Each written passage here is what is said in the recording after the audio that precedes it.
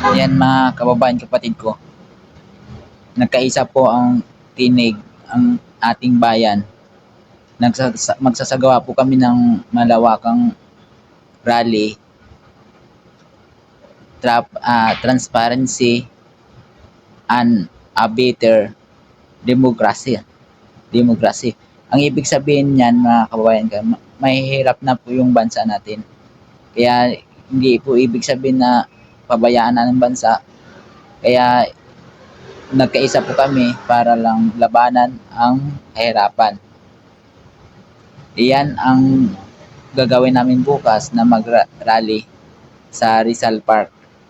Kaya panawagan namin sa mga nanungkulan sa gobyerno, lalo sa una-una sa presidente at gobernador, senador, congressman, at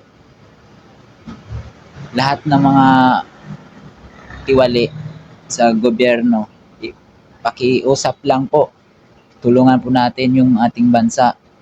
Nakasalalay po yung pagkahirapan natin. Ibalik po natin yung lakas. Kaya kikilos po ang maliliit na higante para sugpuin, ipakita ang kaisahan na ipahayag hindi kami sang-ayon sa pamamalakad ng ating bansa na hindi kakasuhan ang mga tiwali. Kaya bukas, hihingi po ako ng apologize sa mga kababayan ko, mga driver, na payagan po ninyo na kami ay magsasagawa ng rally, transparency, and a better democracy. Dahil sa inyo po yun.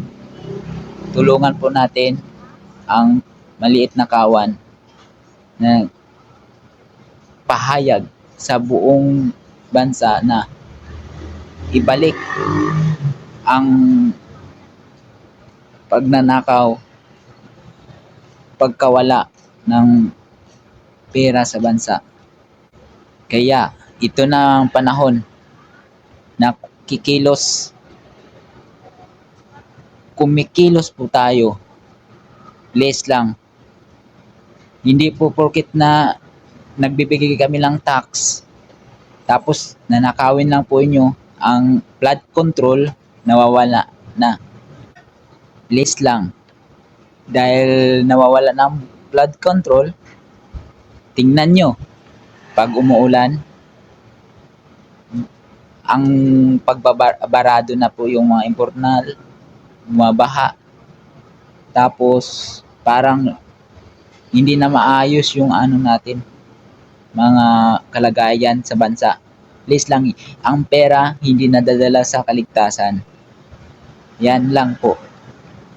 Ang pera mawawala, pero yung kaisahan natin hindi nawawala. Please lang, kailangan natin gawing magkaisa, sugpuin yung mga magnanakaw.